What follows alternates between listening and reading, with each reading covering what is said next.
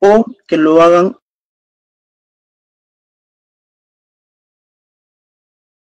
el fiscal, el fiscal, el fiscal.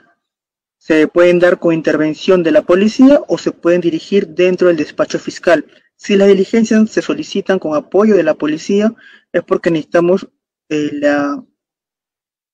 apoyo de la policía en casos de diligencias como por ejemplo pericias, grafotécnica, pericias físicas, pericias balísticas, pesaje de droga, donde necesariamente el apoyo de la policía es esencial. Sin embargo, diligencias preliminares de investigaciones como casos de omisión externa familiar, lesiones, hurto, donde no tenemos mucha mayor complejidad de la investigación, lo podemos llevar simplemente en el despacho fiscal. Asimismo, el plazo determinado no puede exceder de los 120 días de diligencias preliminares. Una vez que estas diligencias se hayan llevado a cabo, con lo cual el fiscal va a tener que tomar la decisión entre poder formalizar la investigación preparatoria e iniciar la etapa de investigación preparatoria, o si no reúnen los requisitos establecidos, tendría que no proceder a formalizar la investigación preparatoria, lo que vendría a ser un archivo de dicha investigación. Entonces, si verificamos la calificación que hace el fiscal, conforme lo establece el artículo 334 del Código Procesal Penal al 336, donde el fiscal tiene la opción de no formalizar la investigación preparatoria, que vendría a ser un archivo, tiene la opción de formalizar la investigación preparatoria, emitir alguna reserva provisional.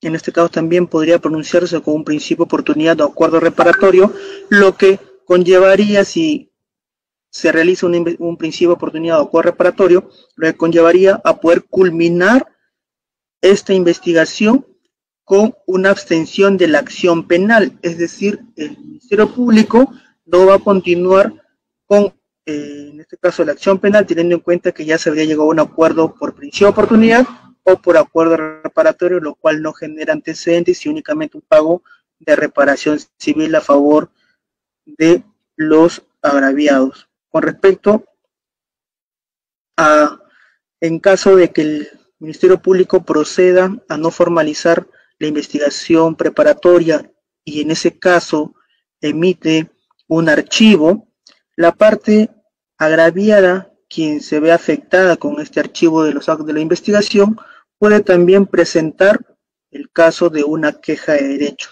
el cual se va a presentar y se va a elevar ante el fiscal superior, el mismo que tendrá que decidir si confirma en este caso el archivo planteado por el fiscal o si solicita la ampliación de la investigación a efectos que pueda investigar más el fiscal, y en este caso es el derecho que se le asiste a los agraviados que no estén de acuerdo con el archivo de la investigación.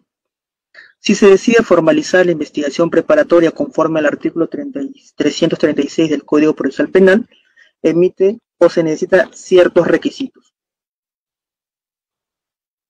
Primero tendrá que verificar que los indicios recabados en las diligencias preliminares sean reveladores y que vinculen al autor o autores con el hecho delictivo.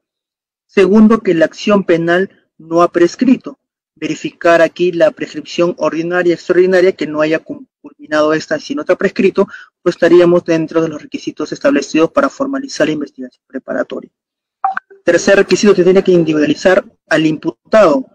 Tiene que establecerse una individualización del imputado, establecer quién es la persona denunciada y por lo cual, cuál es su participación: autor, coautor, cómplice primario, cómplice secundario, instigador, autor mediato, conforme lo establece el artículo 23, 24 y 25 del Código Penal, que vendría a ser la autoría, coautoría y los grados de participación. Con respecto a una vez cumplido estos tres requisitos solicitados para formalizar la investigación preparatoria, se tendrá que establecer los plazos. El plazo de investigación preparatoria son 120 días, el mismo que pueda ser ampliado hasta 60 días más. Esto quiere decir que una investigación preparatoria no puede tener un plazo mayor a 180 días, en el cual se haya dado ya la ampliación de este por 60 días. En casos complejos o que se declare compleja dicha investigación, tendrá un plazo de 8 meses y que se pueda ampliar por 8 meses más. Eso quiere decir que un caso complejo, declarado complejo, no puede exceder de los 16 meses, que es 1 año y 4 meses. Cuando nosotros formalizamos la investigación preparatoria, tendríamos que solicitar diligencias de la investigación preparatoria, las mismas que no deben repetirse de la investigación preliminar, ¿correcto? Estas deben ser pertinentes y útiles, y no deben ser repetitivas. Esto se señala en el artículo 337 del Código Procesal Penal. Y asimismo, una vez llevar a cabo todas las diligencias a nivel preliminar a cargo del fiscal, el fiscal debe emitir la disposición de conclusión de investigación preparatoria, conforme lo refiere el artículo 443, dando así por cumplido su objetivo de haber recabado todas las diligencias solicitadas a nivel preparatorio, y también puede emitir esta conclusión de investigación preparatoria una vez cumplido el plazo, por vencimiento de plazo. Es decir, ya estamos en los 180 días de la investigación preparatoria, la cual ya no tenemos más tiempo para seguir investigando, y el fiscal debe pronunciarse en el estado en que se encuentre, emitiendo la conclusión de investigación por cumplimiento o vencimiento del plazo. Eso quiere decir que la conclusión de investigación preparatoria se puede dar por dos motivos: por cumplir el objetivo o por vencimiento del plazo. Si hablamos de cumplimiento de su objetivo, no es necesario esperar los 180 días. De repente a los 120 días ya el fiscal recabó todas las diligencias, o a los 60 o 70 días, y si con eso ya tenemos todos los elementos para pasar a la etapa intermedia, entonces emitimos la conclusión de investigación preparatoria por cumplimiento de objeto en el plazo razonable y establecido que se llevaron a cabo todas las diligencias. Una vez concluida la etapa de investigación preparatoria con esta disposición, el Ministerio Público tiene 10 días, los cuales son para poder emitir su acusación fiscal. Sin embargo, tenemos aquí el plazo que son de 15 días calendario que tenemos para emitir nuestra acusación fiscal. 15 días nos dan para poder emitir esta acusación fiscal o el pronunciamiento de fondo. Si emitimos un requerimiento fiscal de sobreseimiento conforme al artículo 334, tenemos que establecer 4 situaciones específicas sobre un sobreseimiento. En primer lugar, señalar si el hecho no se realizó. Otro supuesto es que no se le puede atribuir al imputado dicho delito, que el delito no es típico, o que hay insuficiencia de elementos de convicción. Por esos 4 supuestos el fiscal puede solicitar el requerimiento de sobreseimiento. Sin embargo, si presenta un requerimiento acusatorio, conforme al artículo 349 del Código Penal, va a señalar, en primer lugar, que se logró identificar al imputado, la identificación plena del acusado, los hechos que se le atribuyen al acusado, cuáles son los elementos de convicción que se convertirán en prueba posteriormente, que van a acompañar la imputación contra el acusado. También cuál es la participación del acusado, como lo habíamos mencionado, si es autor, coautor, autor mediato, cómplice primario, cómplice secundario, instigador, cualquiera de estas figuras de autoría y participación que esté inmerso el acusado. Cuáles son las circunstancias modificatorias de la responsabilidad penal, si tenemos alguna clase si el imputado tiene entre 18 a 21 años, estamos hablando de la responsabilidad restringida, lo cual modifica su situación con respecto a la sanción que podría recibir.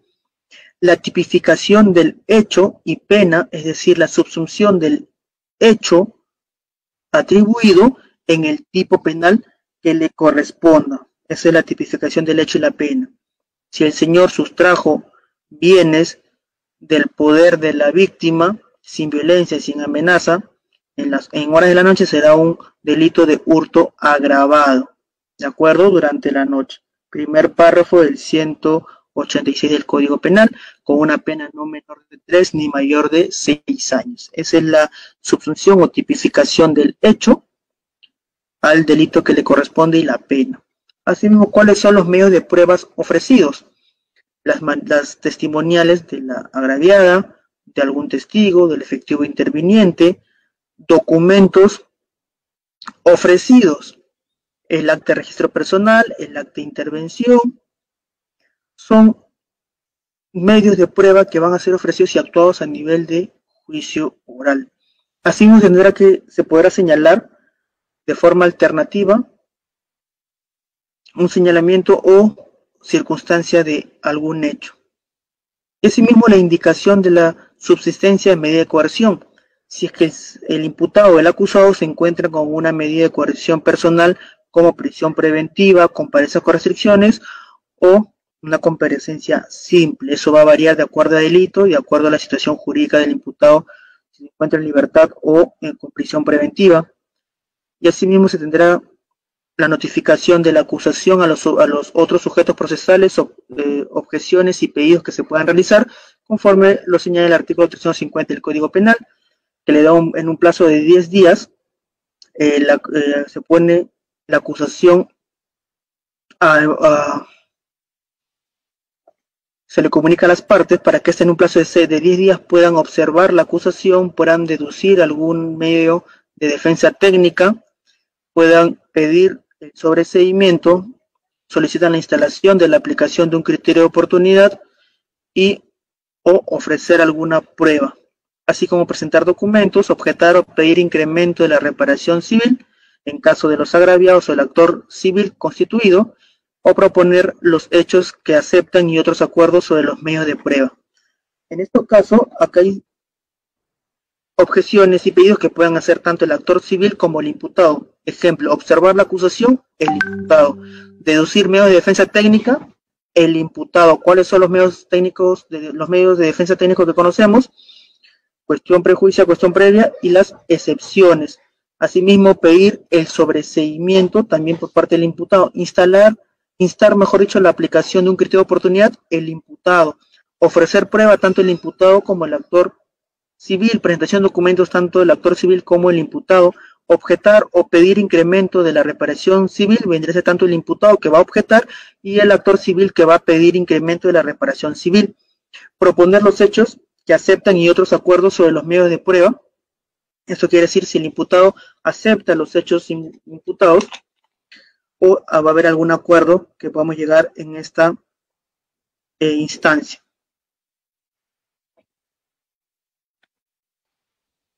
Una vez culminados estos 10 días de plazo que se pone a conocimiento de las partes, la acusación fiscal, se va a llevar a cabo la audiencia de control del requerimiento fiscal de sobreseimiento o la audiencia preliminar de la acusación fiscal.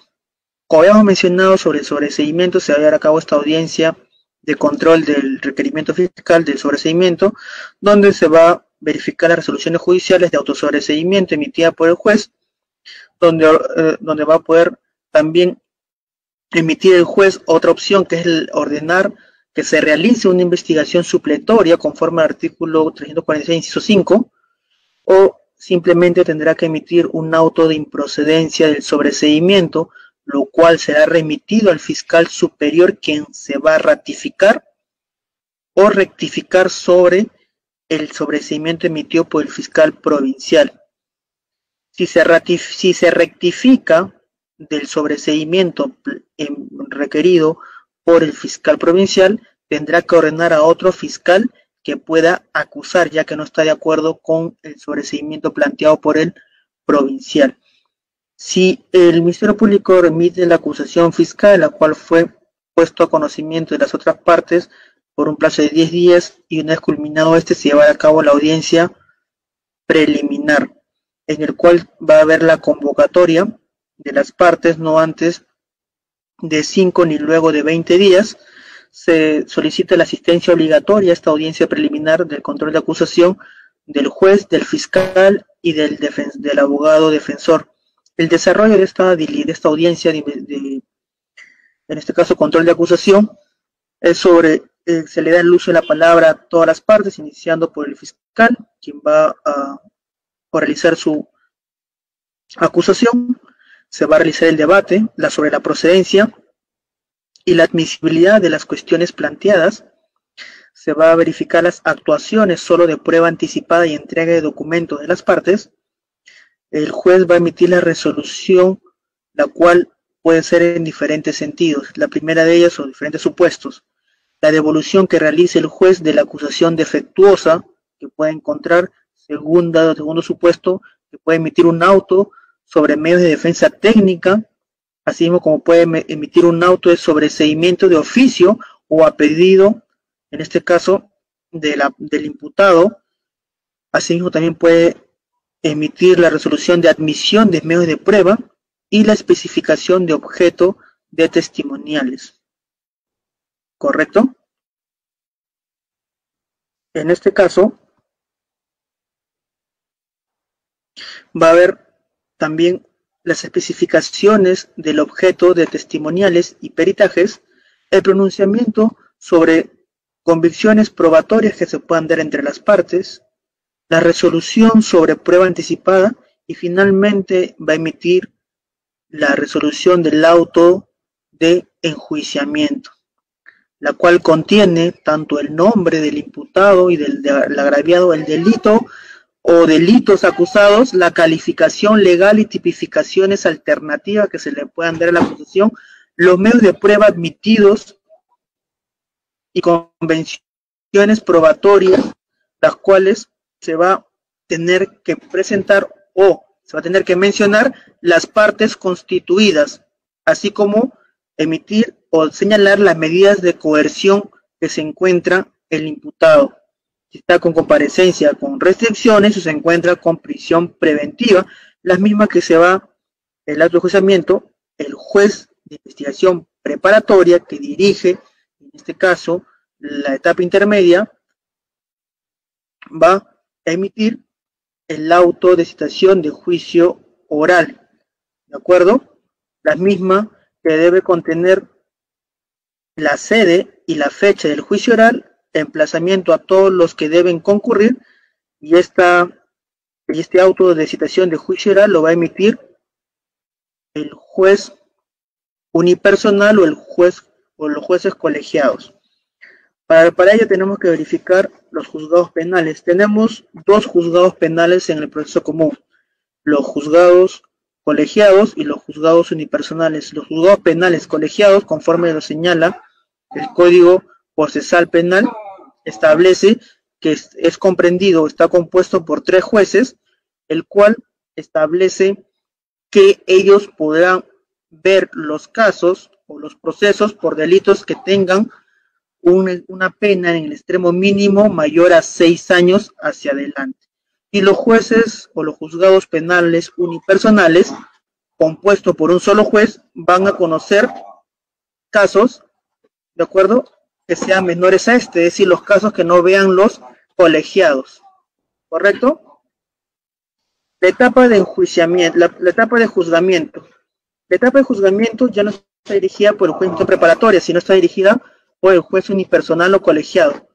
Y esto lo podemos encontrar en el artículo 356 del Código Procesal Penal al 403 del Código Procesal Penal, donde inicia por un periodo de apertura, el periodo probatorio y finalmente en el periodo decisorio.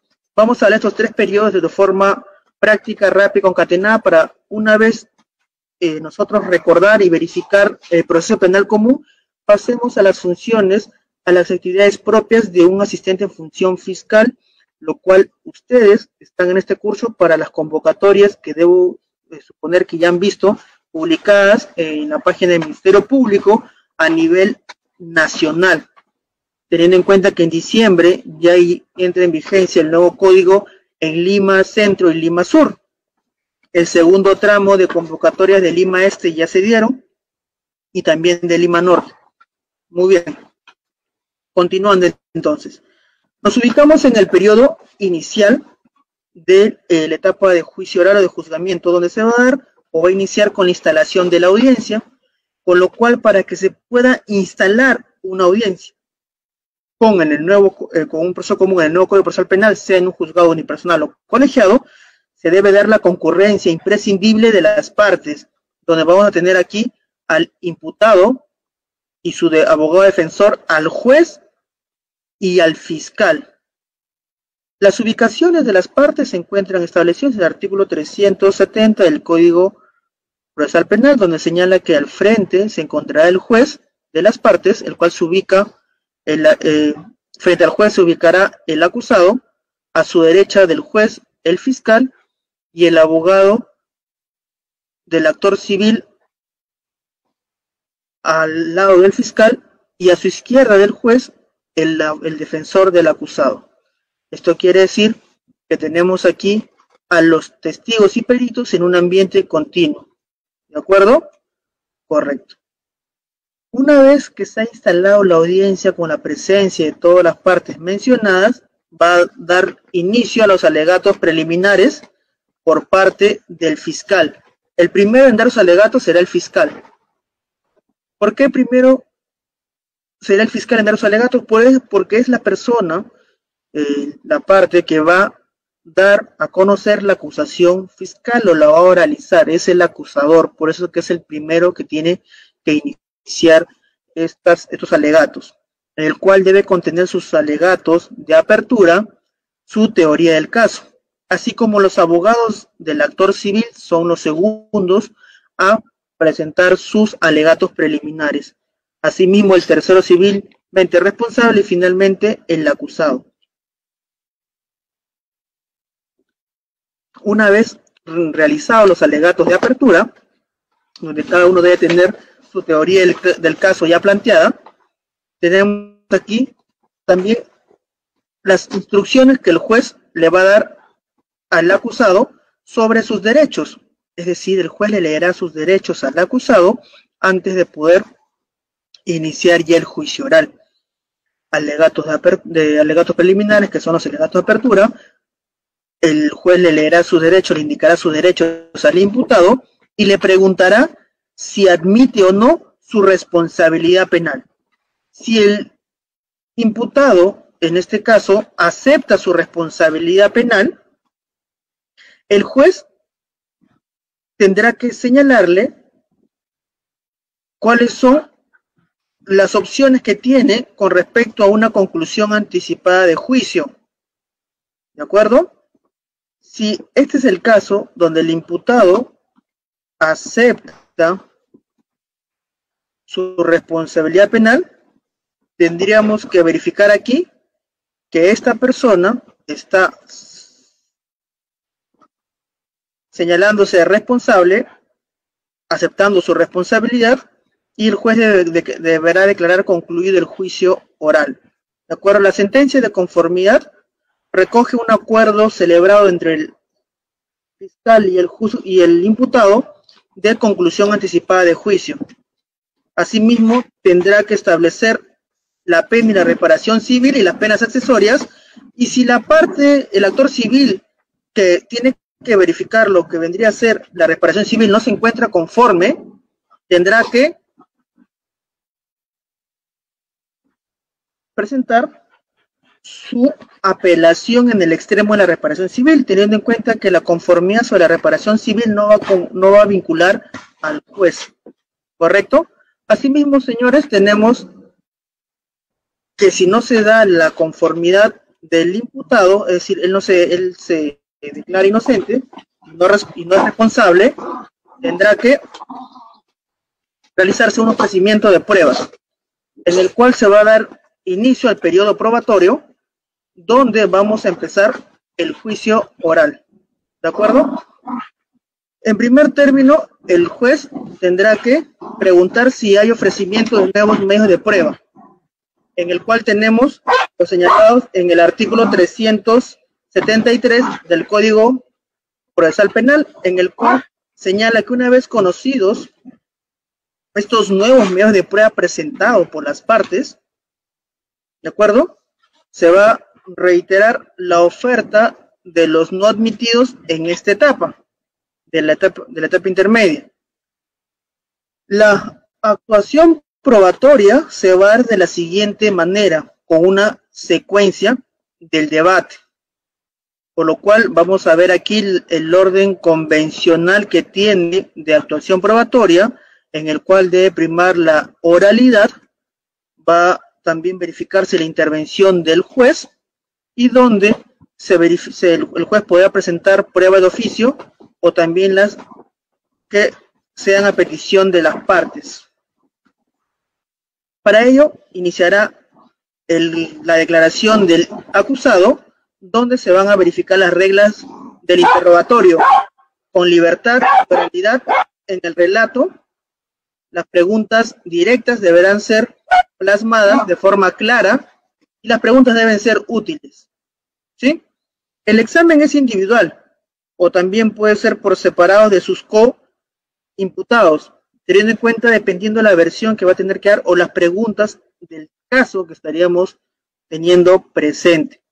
Una vez dada la declaración o el interrogatorio, el examen directo al acusado, vamos a realizar los exámenes a los testigos, donde se va a dar la moderación del interrogatorio por el juez para evitar preguntas capciosas, sugestivas o impertinentes, donde se tendrá que verificar las objeciones que puedan plantear las partes ante estas preguntas, que se puedan formular, el contrainterrogatorio que se va a plasmar en el caso de los testigos van a ser a cargo del abogado del imputado si los testigos ofrecidos son por el fiscal. Y caso a la inversa, si los testigos son ofrecidos por el abogado defensor, tendrán que ingresar al contrainterrogatorio por parte del fiscal. Se siguen las reglas para estos interrogatorios, las mismas del interrogatorio del acusado, es decir, que deben ser preguntas directas, claras y útiles, por lo cual también podrán solicitar la objeción de dichas pruebas. De dichas preguntas podrán presentar objeciones.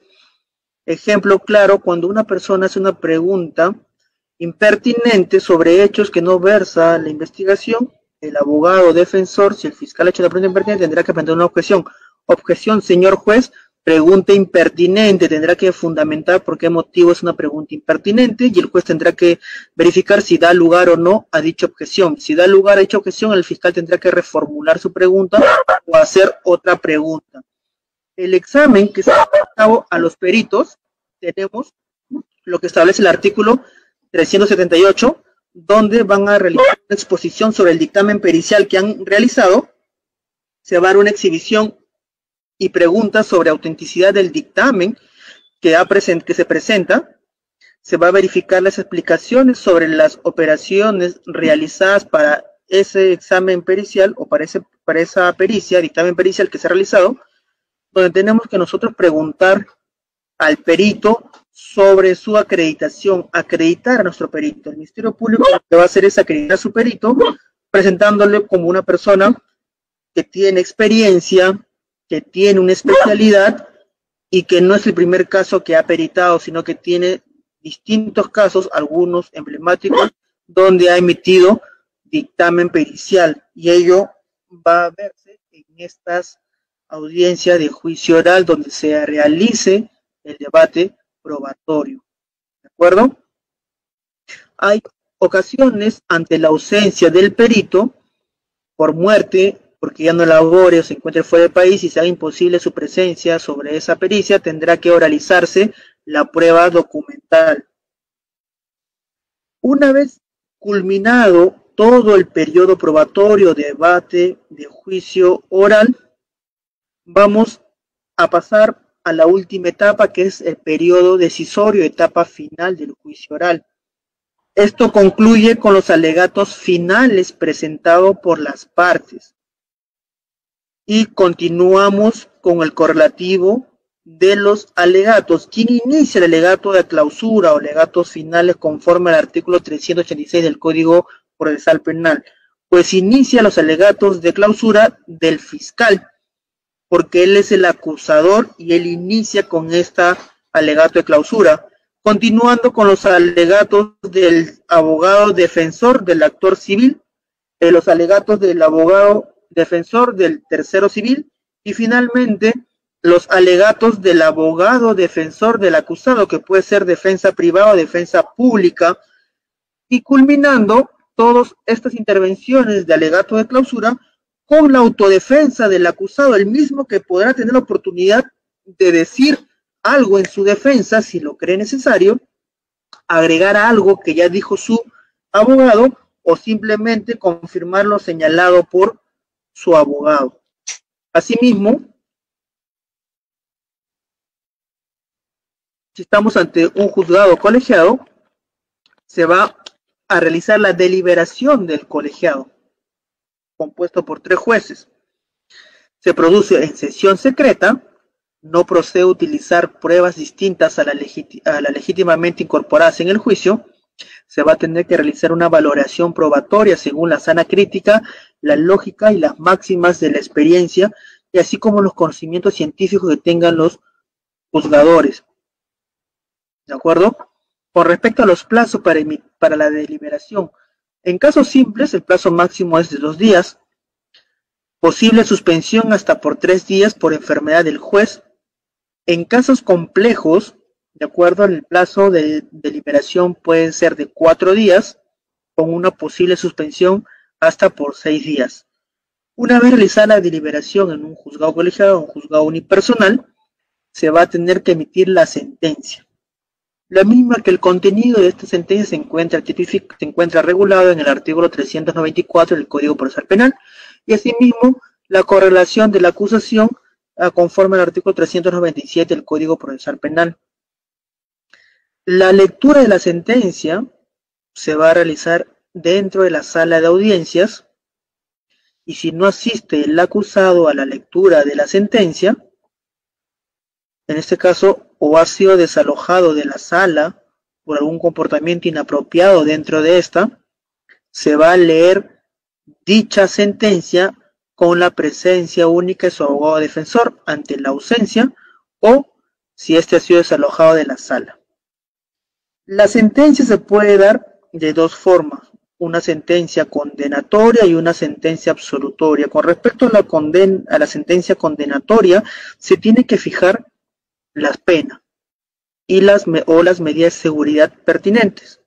Indica la pena alternativa a la privación de libertad y las obligaciones del condenado. Asimismo, no puede modificarse la calificación jurídica del hecho objeto de la acusación o de su ampliatoria, salvo que el juez haya cumplido con advertir dicha posibilidad durante el juicio. Si no ha sido así, no podrá modificar dicha calificación jurídica del hecho o de su ampliatoria. Si el juez emite una sentencia absolutoria, va a disponer la libertad inmediata del acusado, el cese de las medidas de coerción, si es comparecencia con restricciones, la restitución de objetos no sujetos a comiso, la anulación de antecedentes policiales y judiciales que se le habría generado, teniendo en cuenta si son antecedentes penales, es porque tiene un proceso penal, antecedentes judiciales porque tiene ingresos al penal por prisión preventiva, entonces el juez va a emitir o va a mencionar la anulación de estos antecedentes generados por este proceso penal. Asimismo, tendrá que disponer la libertad y levantamiento de medidas de coerción que proceden, aunque la sentencia aún no esté firme, es decir, que haya sido apelado por el fiscal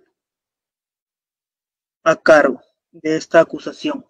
Con respecto a los análisis comparativos que he hecho sobre el Código Procesal Penal y el Código de Procedimientos Penales, tenemos aquí un análisis realizado sobre estos 2 códigos, en el cual ya está por terminar su ciclo el Código de Procedimientos Penales del 40 en diciembre, tanto en Lima Centro como en Lima Sur, que son los 2 únicos distritos judiciales o fiscales a nivel nacional que se encuentra vigente aún el Código de Procedimientos Penales del 40. Ya a nivel nacional en su 98% se encuentra vigente ya el Código Procesal Penal 2004. Vamos a hacer este análisis comparativo rápidamente antes de pasar al tema de fondo sobre el manual de redacción de documentos propios de la actividad fiscal, y también le voy a a dar una reseña básica de estrategias que ustedes pueden llevar a cabo sobre las funciones del asistente de función fiscal. ¿Cuáles son sus funciones? ¿Cuáles son las atribuciones? ¿Qué es lo que ustedes van a realizar dentro de la Fiscalía una vez que formen parte del Ministerio Público al postular y al ser ganador de estas convocatorias que se están presentando? Muy bien, vamos a hablar del modelo mixto que establece el Código de Procedimientos Penales del 40, con predominio del inquisitivo. Sin embargo, en el Código del 2004, el Código Procesal Penal, tenemos un modelo acusatorio. En el Código de Procedimiento del 40 tenemos la acumulación de funciones en el órgano jurisdiccional. Es decir, el juez tiene aquí a cargo la etapa de instrucción, en este caso, y emitir la sentencia, cuando en el Código de Procesal Penal 2004 hablamos de una separación de funciones entre distintos organismos del Estado. En el Código del 40 prevalece la escritura, y en cambio en el Código de 2004 lo que prevalece es la oralidad y la prueba se produce en juicio. En el 40 tenemos que la actividad probatoria es restringida, sin inmediación, ya que el juez no está en esta inmediación con las partes, y la oralidad de los medios de prueba, sino son solamente documentales y el juez únicamente los va a leer. Con respecto al Código del 2004, tenemos una actividad probatoria que se basa en principios de inmediación, oralidad y posibilidad de contradicción, porque va a poder entrar los sujetos de prueba que vendrían a ser las personas que estén, el imputado, los agraviados y los testigos, en un interrogatorio, en un contrainterrogatorio, posibilidad de poder entrar en contradicción por los abogados y el fiscal que van a hacer sus preguntas. Con respecto al Código del 40, hablamos del predominio de un sistema de actas. Todo se basaba en actas de audiencia. Sin embargo, el Código del 2004 habla sobre un sistema de audiencias durante todo el proceso, incluso en las impugnaciones. Todo es mediante audiencia. Audiencia de prisión preventiva, audiencia de control de acusación, audiencia de control de plazo, audiencia de, en este caso, de juicio oral. Lo que predomina son las audiencias. El Código del 40 hablaba sobre una repetición de diligencias, es decir, las diligencias que se llevaban a cabo a nivel preliminar eran repetidas en la etapa de instrucción. ¿Qué pasaba? Yo como fiscalía investigaba a nivel preliminar las diligencias, declaración del imputado, declaración del agraviado de los testigos, y presentaba mi denuncia penal ante el juez instructor.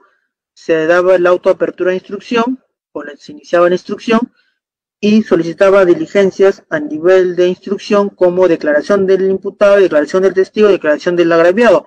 Es decir, se repetían las diligencias realizadas a nivel preliminar a nivel de etapa de instrucción.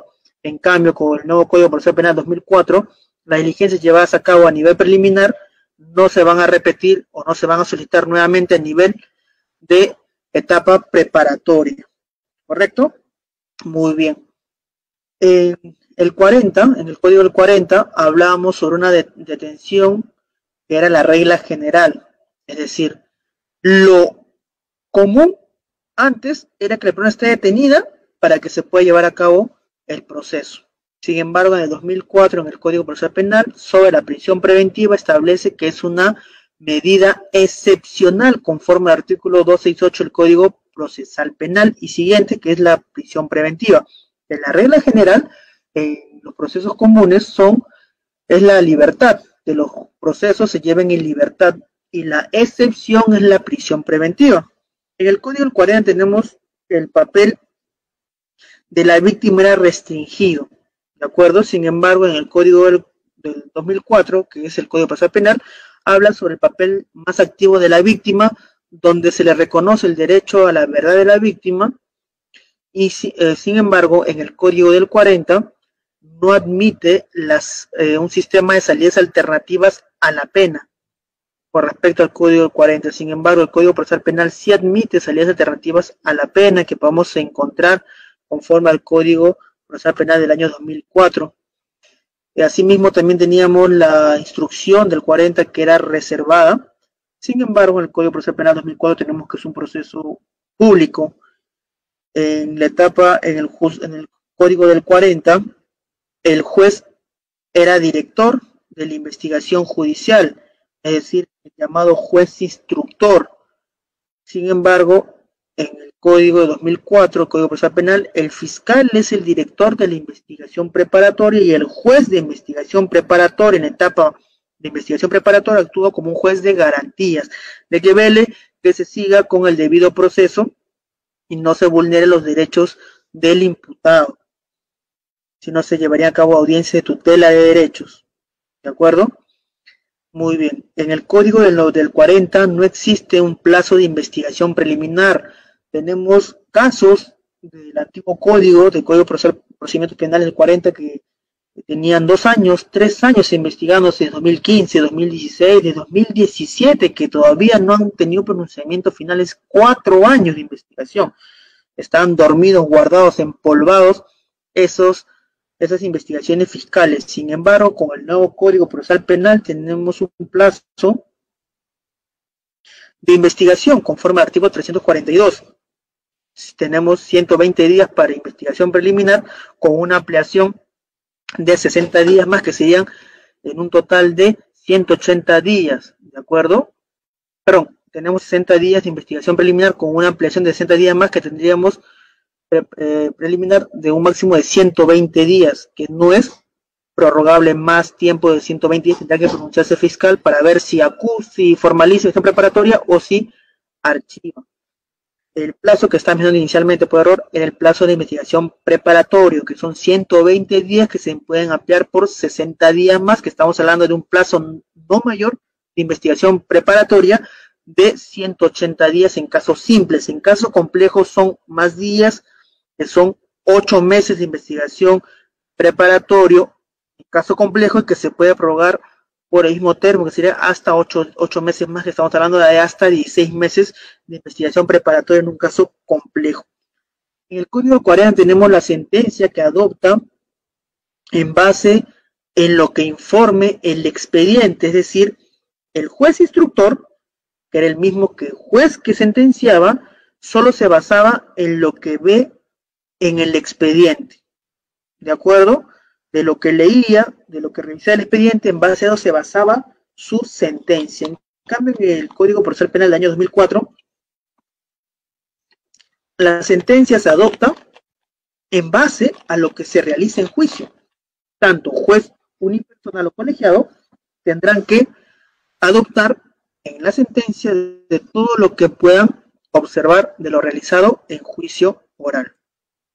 ¿De acuerdo? Correcto. Entonces vamos a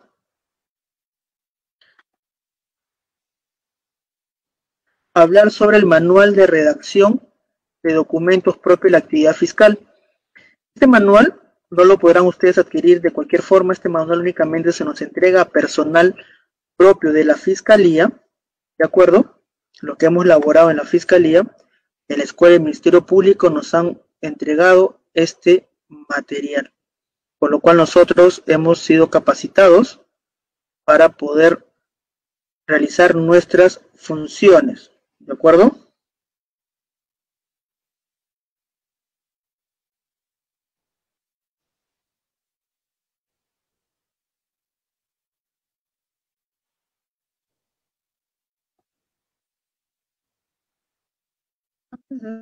Chicos, voy a mencionarles lo que le estaba señalando sobre lo que vendría a ser cuáles son las funciones que tiene el asistente de función fiscal dentro del Ministerio Público. Cuáles son las funciones que ustedes deben tener en cuenta sobre el Ministerio Público, ¿de acuerdo? Esto va a servir para que ustedes puedan señalar de sus funciones y puedan saber cuando se ya ingresen a trabajar en el Ministerio Público cuáles son las funciones que debe cumplir el asistente de función fiscal. Es diferente a las funciones del asistente administrativo. Las funciones que ustedes deben cumplir como agente de función fiscal, si tienen donde anotar, apunten por favor lo que les voy a decir, eso no se encuentra en ninguna clase, eso se encuentra en el ROF y en el MOF del Ministerio Público para agente de función fiscal, agente administrativo, fiscal adjunto, fiscal provincial, cuáles son sus actividades o funciones que deben realizar. El agente de función fiscal debe realizar la primera función, elaboración de proyectos de disposición, providencias, denuncias, así como de los diversos requerimientos a ser presentados ante el órgano jurisdiccional. Es decir, ustedes, como agente de función fiscal, deben realizar providencias, disposiciones, requerimientos. Tienen que confeccionar las notificaciones. Ustedes saben que todas las disposiciones se notifican, ¿de acuerdo? Tienen que realizar el registro en el sistema de gestión fiscal. El sistema que nosotros manejamos es el SGF o sistema de gestión fiscal. En el antiguo código se utilizaba el sistema SIAF, en el cual una vez que registren el sistema de gestión fiscal deberán ingresar y verificar la información de los casos en el sistema informativo y mantenerlo actualizado. Cada actuación que nosotros realicemos de cada caso deberá ser registrado o subido en el sistema SGF.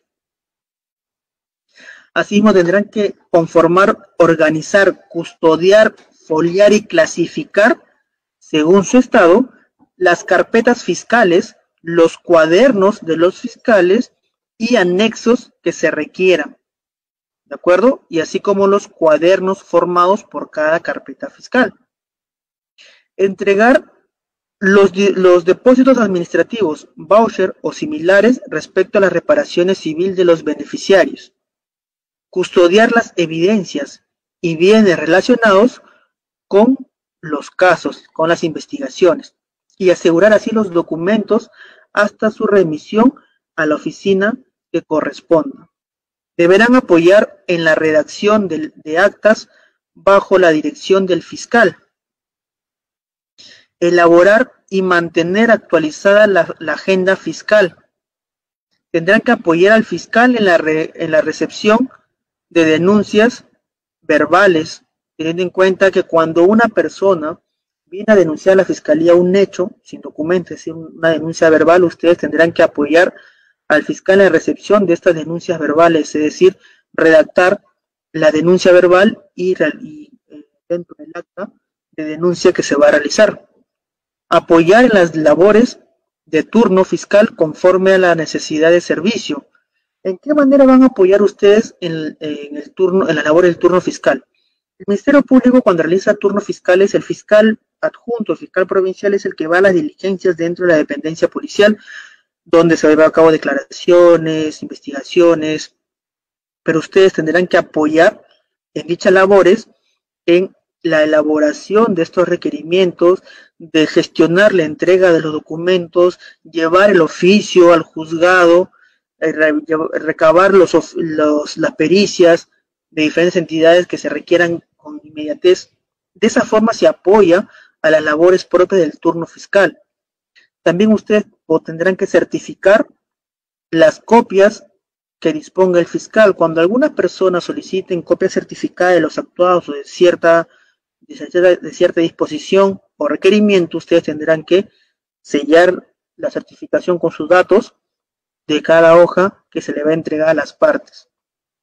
Otras actividades también encomendadas por el fiscal dentro de las labores propias de la actividad fiscal. No van ustedes a realizar actividades que le pide al fiscal que no tienen nada que ver con su función. El asistente de función fiscal no es el que le trae el café al fiscal, no es que le va a comprar la tienda al fiscal, esas labores no, ¿de acuerdo? Sino netamente de sus funciones, ¿correcto? Muy bien. Asimismo tendrán que ustedes confeccionar los reportes estadísticos mensuales de la carga laboral.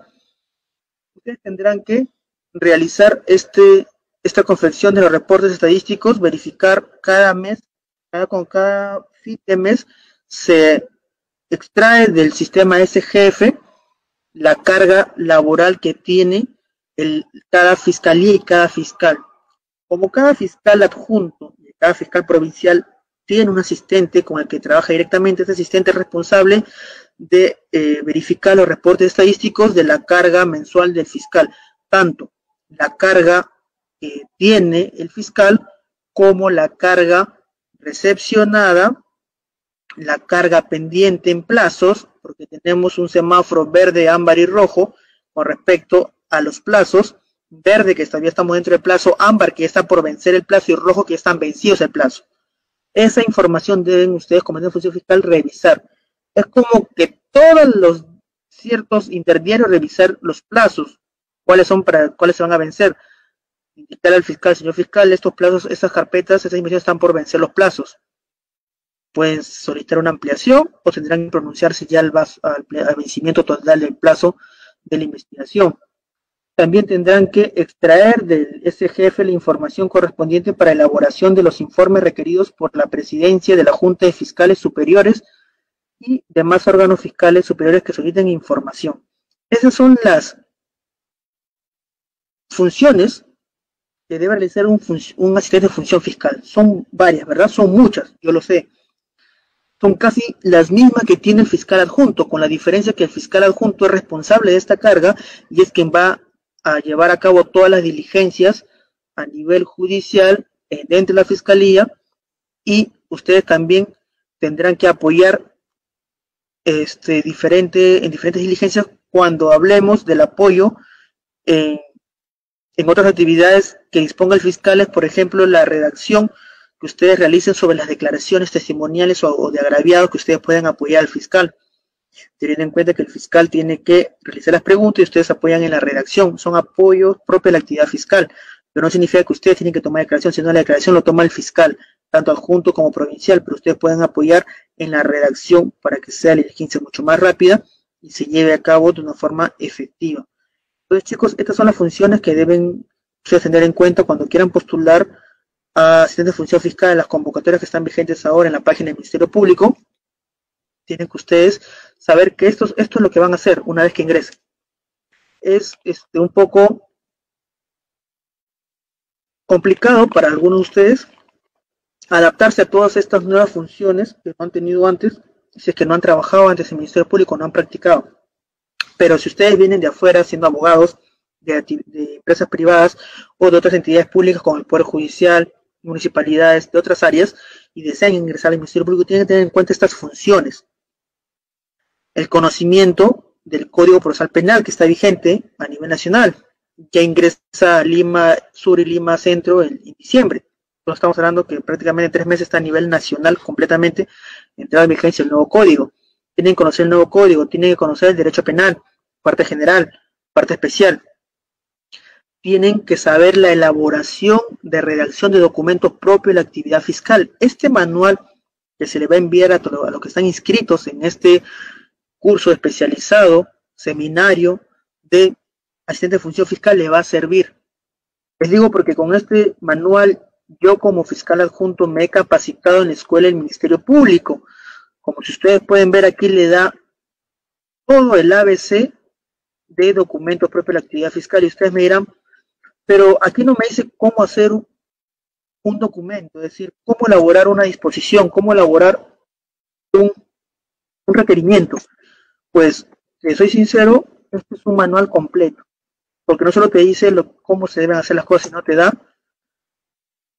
formatos. Desde la página 61 a la 100, ustedes desde el anexo 4 tendrán formatos de disposiciones, formatos de requerimiento. Entonces, este material es completo. Son 100 hojas, correcto, pero las 100 hojas no son contenido textual. Desde la página 61 a la 100 estamos hablando que son formatos. Con estos formatos ustedes pueden empezar ya a redactar disposiciones. Aquí tienen solamente que completar. La parte jurídica ya está plasmado. Ustedes pueden ver los datos de identificación. Número de carpeta, nombre completo del imputado, nombre completo del agraviado, delito atribuido, número de disposición fiscal, fecha y lugar. La justificación normativa que corresponde para cada disposición y para cada requerimiento. Ya no tienen que buscarla en el Código Procesal, ya está escrito, está plasmado, tienen que copiarlo textualmente como se encuentra. Luego viene la narración de los hechos. Ustedes tienen que narrar los hechos que se habrían realizado. tienen que hacer un análisis probatorio, ¿de acuerdo? Y finalmente la tipificación del delito, cuál es el delito que corresponde de acuerdo a la subsunción que han hecho ustedes del hecho al tipo penal que corresponde. En el análisis de la subsunción, el análisis de la falta de necesidad de la pena, estamos hablando de un principio de oportunidad, el análisis del acuerdo reparatorio, el análisis de la imposición del pago de la reparación civil, cuáles son las reglas de conducta que se le va a imponer, la decisión que ya está plasmado, simplemente copian, y finalmente los datos del fiscal, que esto va con un sello.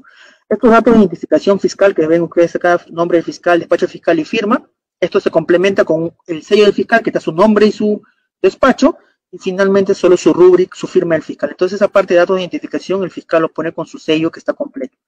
Entonces, chicos, este manual de redacción que se le va a brindar es algo completo.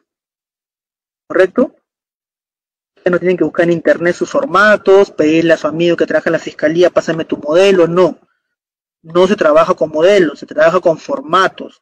Estos formatos son genéricos para cualquier tipo de casos. Tenemos todos los formatos que ustedes se puedan utilizar en la fiscalía. Formato de disposición de no formalizar investigación preparatoria y abstención del ejercicio de la acción penal, es un archivo. Así tenemos también el formato de disposición de formalización y continuación de la investigación preparatoria. Esta disposición es que ustedes van a formalizar la investigación preparatoria, van a pasar a la primera etapa penal. Tenemos, como les dije a un inicio, los datos de identificación que se completan, la justificación normativa que ya está plasmada, que ni siquiera tienen que copiar. Ojo, no tienen que buscar, ya está aquí plasmada y tienen que copiarla, nada más. Los hechos que ustedes tienen que narrar, el tipo penal que le corresponde a los hechos, la decisión por la cual ustedes están formalizando la investigación preparatoria, y finalmente las diligencias que ustedes van a disponer. No se deben repetir de la investigación, de la apertura de investigación preliminar. ¿De acuerdo? Entonces tenemos aquí, chicos, estos anexos. Primero quería explicarles estos anexos antes de entrar a tallar sobre este manual, para que ustedes puedan verificar que nosotros le estamos dando un material completo. ¿De acuerdo? Este diplomado, este curso seminario también se dicta en diplomados. Nosotros dictamos diplomado especializado para asistentes en función fiscal y también diplomado especializado en el nuevo Código Procesal Penal, lo cual consta de 8 sesiones. Este diplomado tiene un valor de 120 horas académicas plasmadas para que ustedes puedan, con esta certificación, postular a cualquier convocatoria del Ministerio Público para asistentes de función fiscal, porque es requisito indispensable y se le solicita en las convocatorias tener certificaciones de diplomados, cursos especializados sobre nuevo código o función fiscal, porque para ese cargo estarían ustedes postulando. Tenemos convocatoria CAS, pero siempre por ahí no falta alguna convocatoria 728 que se pueda dar de alguna persona que esté jubilada o ya no se encuentre con nosotros, pueda dejar libre esa plaza de 728 y sea lanzada a concurso, que es muy poco actualmente las convocatorias 728, sino las que más están sobresaliendo son las convocatorias CAS. ¿De acuerdo? Entonces, chicos, en este caso tienen ustedes aquí, desde la página 61 a la 100, todos los formatos. Vamos a regresar a la página de primer capítulo, que vendría a ser el diagnóstico, la redacción de documentos propios de la actividad fiscal. No se preocupen, solo es como un manual completo, es como fuera un libro. Tenemos desde la página 17 a la 55, ¿sí? Todo lo que vendría a ser la información del manual. Ahí son como 40 páginas que ustedes tienen que revisar y leer. A partir de la página 61 a la 100 son formatos de las diferentes disposiciones y requerimientos que ustedes van a tener que realizar. Vamos a hablar sobre los diagnósticos de la redacción de documentos propios de la actividad fiscal. Vamos a ver qué problemas, qué deficiencias se han encontrado en los documentos redactados por fiscales o asistentes de función fiscal en lo largo de esta actividad propia de nosotros, que ha ido mejorando y cambiando en el transcurso del tiempo, pero hemos hecho un análisis de cuáles son las falencias, las deficiencias que se encontraron en estos requerimientos y disposiciones por fiscales. La primera problemática que se presenta son las fundamentaciones extensas, redundantes y potencialmente confusas que realizan los fiscales en sus disposiciones. ¿Cuál es el problema, chicos, con estas disposiciones y requerimientos extensos? En el argot de la Fiscalía, el Poder Judicial, lo llamamos sábanas. Las sábanas, que son contenido extenso de una disposición que confunde al receptor de esta disposición o requerimiento, que no entiende absolutamente nada y que tiene que buscar a un abogado, no para que lo patrocine, sino para que le explique el contenido de esta disposición o requerimiento emitida por el fiscal. Y lamentablemente eso trae problemas de que la comunicación no sea fluida y clara y lo que está siendo notificado no sea entendible por el receptor de esta disposición. El lenguaje usado en estas disposiciones o requerimientos son muy técnicos legalmente y no comprensibles por el público en general. El abogado tiene la mala práctica de utilizar palabras muy técnicas que hacen confundir o no puede entender o comprender el receptor, que es una persona común y corriente, la mayoría de secundaria completa, sobre lo que queremos expresarle. No tenemos que utilizar tecnicismos, ni palabras rimbombantes, ni frases en latín, cuando podemos utilizar el español, palabras claras, comunes, que las personas puedan entender. La estructura seguida por nuestras disposiciones y requerimientos no es la mejor. ¿Por qué? Lo que les decía, está basada en modelos producidos por otros fiscales y su estructura argumentativa no está concatenada con criterios lógicos. Tú quieres hacer una prisión preventiva de robo agravado, tú tienes un modelo de prisión preventiva de homicidio, tu amigo que trabaja en provincia, en Lima, en el Callao, en Lima Este o en Lima Norte, tiene un modelo de prisión preventiva de homicidio simple, tú se lo pides, ¿de acuerdo? De robo agravado, perdón, tú le pides de robo agravado, comienzas a plasmar de su modelo de él a tu modelo, armar copia y pega, ¿de acuerdo? Hacer tu Frankenstein. Y es una cosa, copias otra cosa, y esa clase de estructura no guarda lógica. Porque tú estás copiando un modelo que es diferente a un modelo tuyo, adaptándolo, con lo cual se forma algo incomprensible. Muchas veces estás dejando información o texto de tu caso de homicidio cuando lo que estás viendo es robo agravado. Entonces el juez, cuando lee tu requerimiento, se da cuenta que es planchazo, es pura plancha, decía copiado otra cosa. Y es feo que el fiscal vaya a una audiencia donde su documento esté lleno de errores, en el cual tenga que subsanarlo oralmente y no queda bien el fiscal. Yo les digo por experiencia propia que lamentablemente cuando nosotros asumimos casos que no nos compete por jurisdicción, sino que son del antiguo código, que tenemos que ir a audiencias que no se llevaron a cabo y que son nuevos fiscales los que están a cargo ahora, que las disposiciones, los requerimientos presentados tienen deficiencias que tenemos que oralizarlas para poder tratar de ocultar o evitar esos errores plasmados anteriormente, ¿de acuerdo? Lamentablemente no siguen la secuencia de los hechos, se usan términos que no se entienden, son innecesarios, redundantes, mal empleados, el estilo rimbombante y extenso ya no es efectivo. En ocasiones no se usa una voz sonora y esto dificulta la comprensión del texto por parte de los receptores. No se citan literalmente frases o dichos de los testigos con su propio lenguaje que demuestran probatoriamente el caso legal. Los fiscales traducen estos testimonios con un lenguaje adornado y pierde eficacia. Les explico. Si una persona, en su manifestación, un testigo, dice algo, ustedes tienen como fiscal o asistente que está redactando la manifestación, cita textualmente lo que dice con sus propias palabras, porque ese testigo es agraviado. Lo que dice en su manifestación, cuando lo sienten a declarar en juicio, lo va a decir con sus propias palabras, no va a leer lo que dice tu declaración. ¿Se dan cuenta?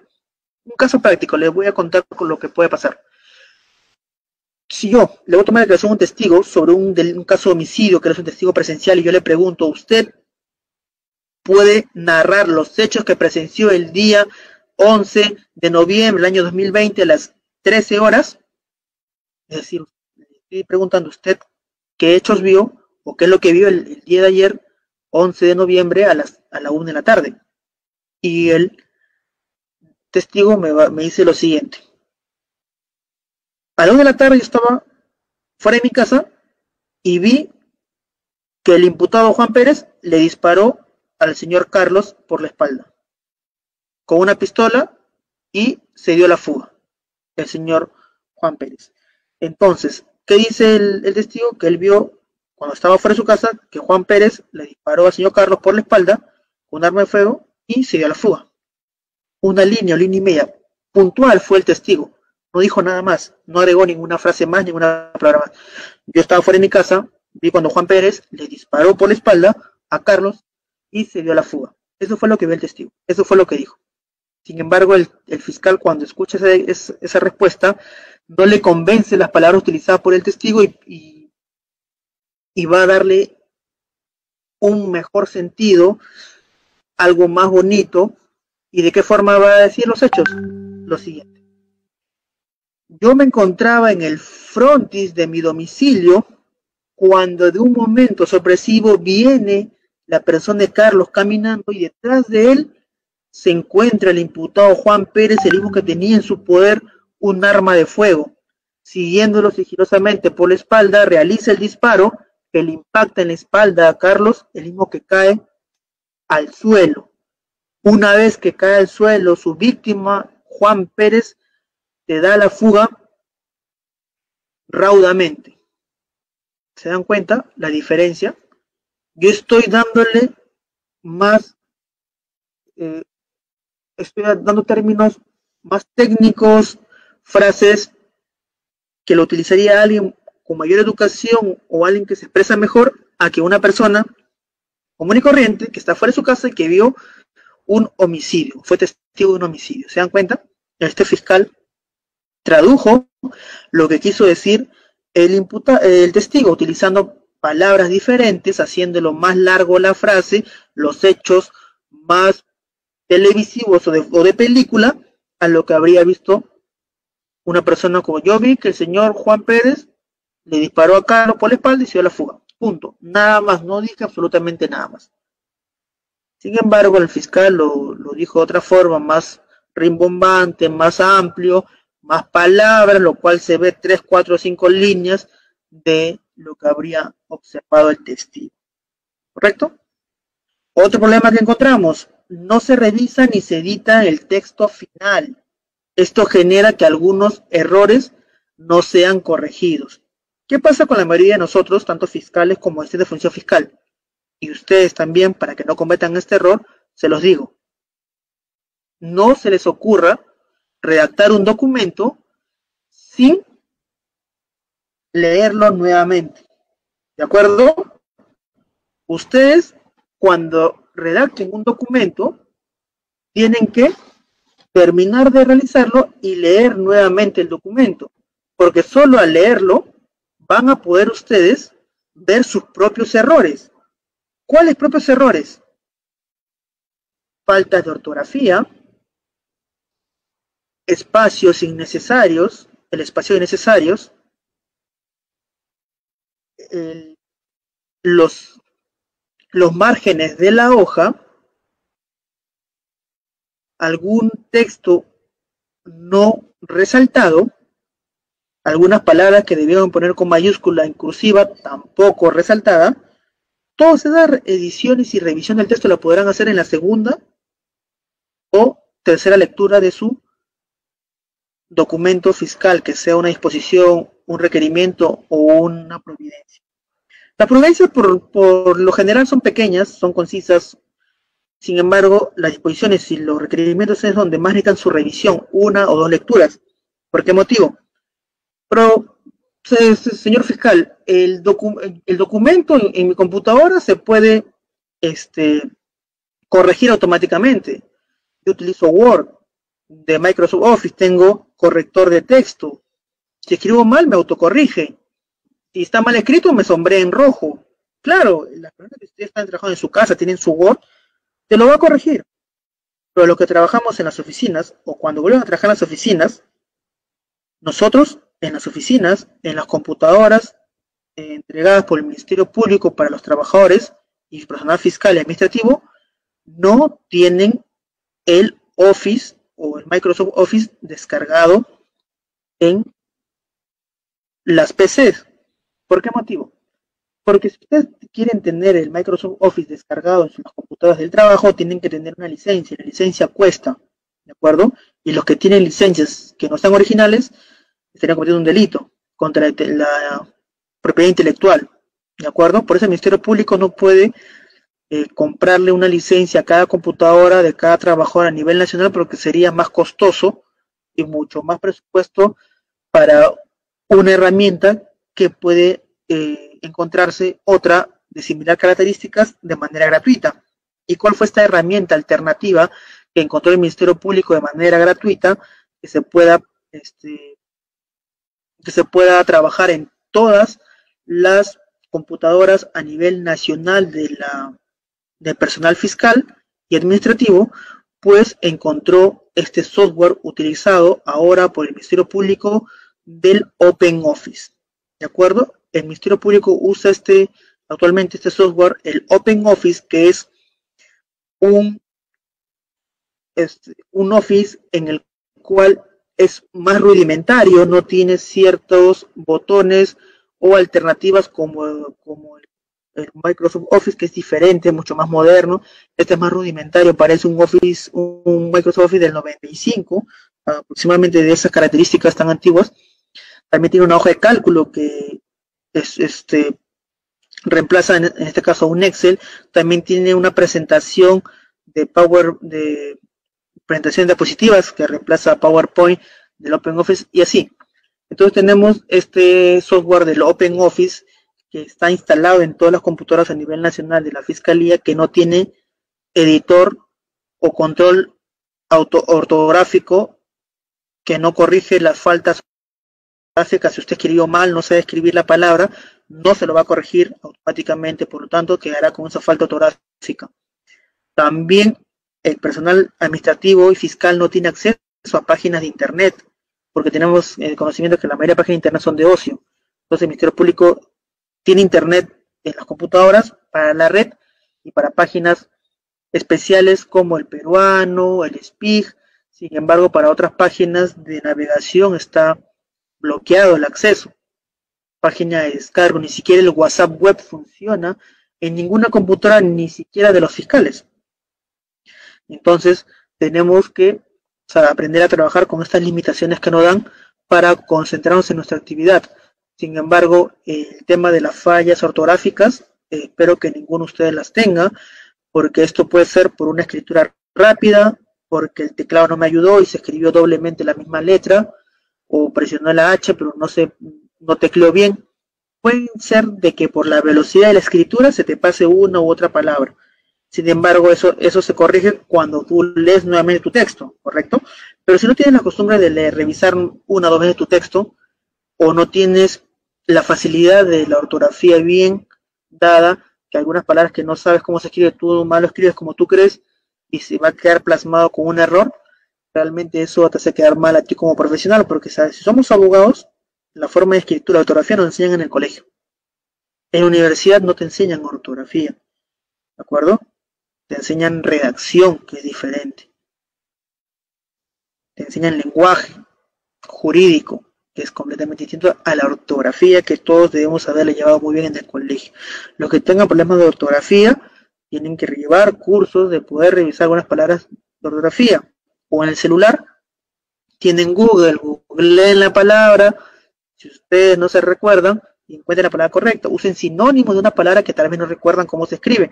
Están ustedes concentrados en un caso importante, te puedes bloquear, no encuentras la palabra correcta o no recuerdas cómo se escribe la palabra, simplemente googlea la palabra o utilizas un sinónimo de dicha palabra para poder sobrepasar ese impasse. ¿Correcto? Tienes que saber ingeniártelas. Lo peor es cometer fallas ortográficas, que si el fiscal no revisa tu documento y no te hace corregir ese error y lo firma nada más el documento, ese documento va a ir al Poder Judicial.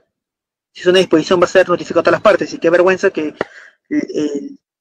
el agraviado del imputado, cuando lee el documento, que es una persona común y corriente, se dé cuenta que tú has escrito mal, pero quien escribió mal para el imputado, para el agraviado, para el juez fue el fiscal, porque ese es quien firma. ¿Se dan cuenta? Entonces tengan mucho cuidado con eso.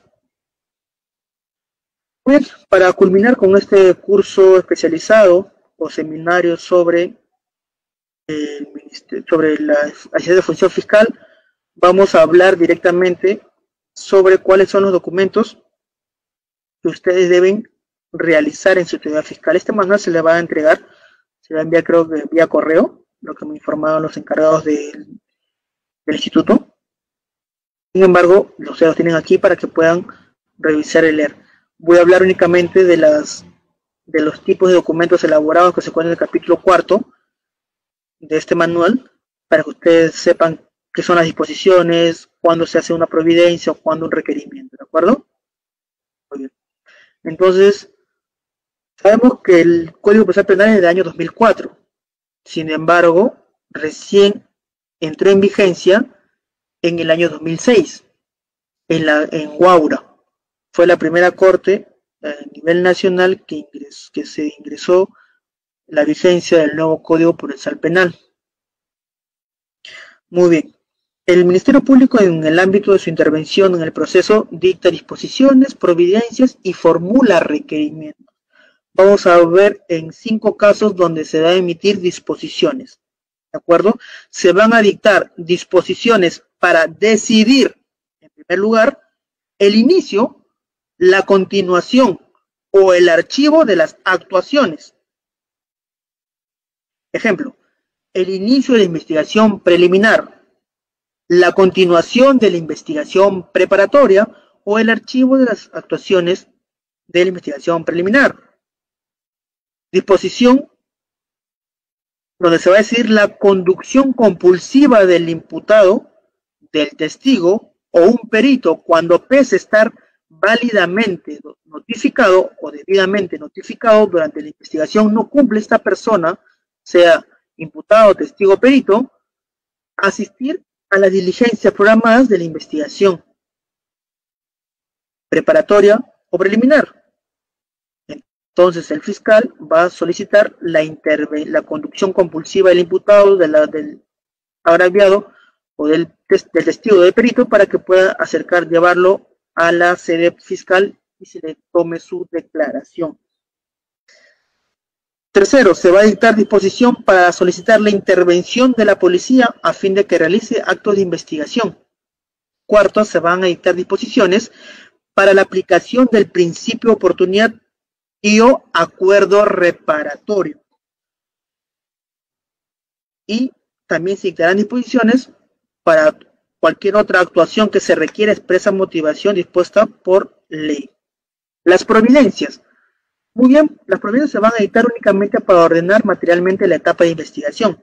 Por ejemplo, si un abogado se apersona a la investigación, se tendrá que emitir una disposición, formular un requerimiento o una providencia, pues tendrá que emitirse una providencia. ¿Por qué motivo? Porque esta providencia va a dar cuenta de lo presentado por el abogado del imputado, el mismo que se está personando, señalando domicilio procesal, y solicita que se le remitan copia de los actuados. Entonces, el fiscal va a emitir o va a dictar una providencia para dar cuenta de que ha sido recibido el escrito presentado por el abogado imputado, el mismo que se apersona a la investigación, señala domicilio procesal, señala correo electrónico, señala teléfono, señala casilla electrónica y solicita se le entregue copia a los actuados para tomar conocimiento pleno de la investigación. Entonces, para eso se emite una providencia que se va a dictar para ordenar materialmente la etapa de investigación, tanto preliminar como preparatorio. Muy bien, ahora cuando el fiscal formula requerimientos, pues el fiscal formula requerimientos cuando se tiene que dirigir a la autoridad judicial, solicitando a un acto procesal. ¿Cuáles son otros actos procesales que se pueden solicitar? Entonces, tendríamos la prisión preventiva, el requerimiento acusatorio, el requerimiento de sobreseimiento, el requerimiento de acusación de proceso inmediato, que es un proceso especial.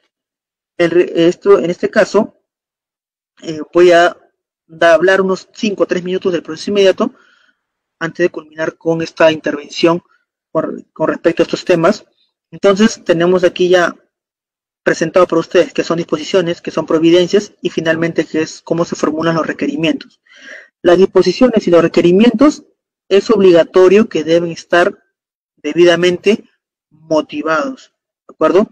En los requerimientos, de ser el caso, se tienen que estar acompañados de elementos de convicción que lo justifiquen, por ejemplo, las prisiones preventivas, la acusación, la formulación de requerimiento de acusación fiscal, y en el marco del nuevo Código Procesal Penal, los principales documentos que escriben los fiscales provinciales en el decurso de su actividad profesional son los siguientes: formalización y continuación de investigación preparatoria, ampliación del plazo de investigación preparatoria, disposición que declara compleja la investigación, una disposición de inicio de aplicación de principio de oportunidad, la disposición de abstención fiscal que vendría a ser un archivo, el acto de acuerdo de beneficio y colaboración, acuerdo de procedimiento y colaboración eficaz, el acuerdo provisional de terminación anticipada que se va a llevar a cabo en un requerimiento de terminación anticipada a nivel judicial, el requerimiento de proceso inmediato, lo que les mencionaba, el requerimiento de sobreseimiento, el requerimiento de acusación y un requerimiento mixto donde se va a acusar y sobreseer a la vez.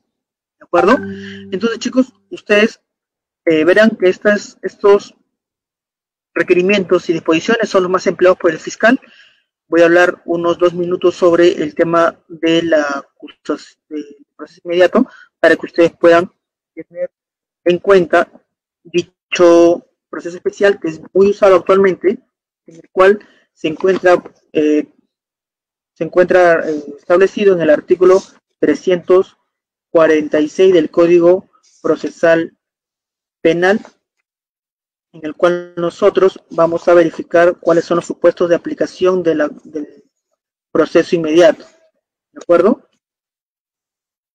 Muy bien.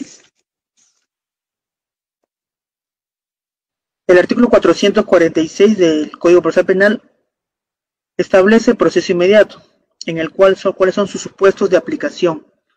El fiscal debe solicitar la incoación de proceso inmediato bajo responsabilidad cuando se presente alguno de los siguientes 4 supuestos. El primero de ellos es que el imputado ha sido sorprendido y detenido en flagrante delito, ¿de acuerdo? En cualquiera de los supuestos establecidos en el artículo 259 de los supuestos de flagrancia delictiva. Segundo supuesto, que el imputado haya confesado la comisión del delito, es decir, por confesión del imputado o aceptación de la responsabilidad del imputado en los términos del artículo 160 del Código Procesal Penal. Tercero, que los elementos de convicción acumulados durante las diligencias preliminares y previo interrogatorio del imputado sean evidentes por delito evidente. Entonces tenemos aquí los 3 primeros supuestos: delito flagrante, confesión del imputado y delito evidente. Cuarto supuesto, hablamos que en todos los delitos de omisión en estado familiar y conducción en estado de ebriedad, la única vía procesal en la cual van a ser tramitados es la de proceso inmediato. Entonces, chicos, ustedes no pueden tramitar a nivel judicial un delito de conducción en estado de ebriedad o de omisión familiar en un proceso común, porque no es la vía que corresponde, ¿de acuerdo? Y se puede plantear una excepción si ustedes lo realizan formalizando en gestión preparatoria, un proceso de un delito de conducción en estado de ebriedad. El imputado te podría plantear aquí una excepción de acuerdo a la naturaleza de juicio, que no le correspondería la vía procedimental de proceso común, sino de proceso inmediato, ¿de acuerdo? Entonces el proceso inmediato se da bajo 4 supuestos. El último de ellos es en todos los casos de omisión a la asistencia familiar y conducción en estado de ebriedad, la única vía procesal es la de proceso inmediato, ¿de acuerdo? Revisen el Código Procesal Penal, artículo 446 y siguiente del Código Procesal Penal, donde habla todo sobre proceso inmediato. Recuerden, el proceso inmediato solo tiene 2 etapas. incoación del proceso inmediato y juicio oral. Se suprime la investigación preparatoria y la etapa intermedia. Hay investigación preliminar, ¿de acuerdo? Incoación de proceso inmediato, que es una audiencia única. Una vez declarado procedente el proceso inmediato, se le da un plazo de 24 horas al fiscal que incoa el proceso inmediato para que presente requerimiento acusatorio formal escrito, y una vez que se haya remitido al juzgado de acción preparatoria la acusación fiscal, tendrá que elevarlo al juez unipersonal para que pueda señalar la fecha de juicio oral en un plazo no mayor a 48 horas. ¿Esto se respeta? Lamentablemente no. Como los juzgados unipersonales y colegiados están muy saturados actualmente con diligencias, audiencias, y están reprogramando las que no se llevaron en la pandemia, pues esto está demorando y dificultando un poco las audiencias. Yo presenté en enero y diciembre incoaciones de procesos inmediatos por omisión familiar, y recién me están programando para los primeros días de octubre. Tengo audiencias de incoación de proceso inmediato. ¿Cuántos meses han pasado? Obviamente la pandemia ha retrasado estas audiencias, las cuales han sido reprogramadas y otras recién han sido programadas. ¿Se dan cuenta cuántos meses han pasado? Ya va a ser casi un año. Entonces son casi 8 meses desde que yo presenté la incoación de proceso inmediato. Imagínense lo que hemos presentado recién en esta pandemia, este proceso inmediato, para cuándo lo estarán programando. Entonces tienen que tener eso ustedes presente en el momento que trabajen en la fiscalía. Entonces, chicos, con esta última información termino mi presentación con ustedes. También mencionarles que ha salido una nueva ley para los que trabajan o quieran trabajar en el Ministerio Público. Ha salido una nueva ley en el cual el peruano ha sido publicada el día 6 de septiembre, el domingo pasado. El texto único ordenado de la ley 30.364, ley para prevenir, sancionar y erradicar la violencia contra las mujeres integrantes del grupo familiar. Ha sido derogado el artículo 122b del Código Penal sobre la violencia familiar. Revisen en el peruano este decreto supremo número 004-2020, en el cual ha derogado el artículo 122b del Código Penal, en el cual lo ha dispuesto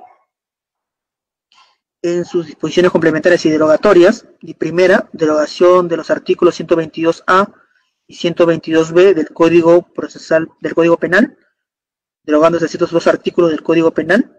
Segundo, la derogación de la ley 26.260 de la Ley de Protección frente a Violencia Familiar, derogándose así esta ley, ¿de acuerdo? Entonces, chicos, también han sido modificados el artículo 242 del Código Procesal Penal, el artículo 242 de los supuestos de prueba anticipada, el artículo 124b, la determinación de la lesión psicológica. Por eso se han modificado estos artículos del Código Penal, del Código Procesal Penal. Revisen esta ley, que es nueva, que es del 6 de septiembre del año 2020. Les digo para su conocimiento personal, y eso también lo tenemos que tener nosotros presentes, porque tenemos procesos pendientes de violencia familiar. Se ha modificado.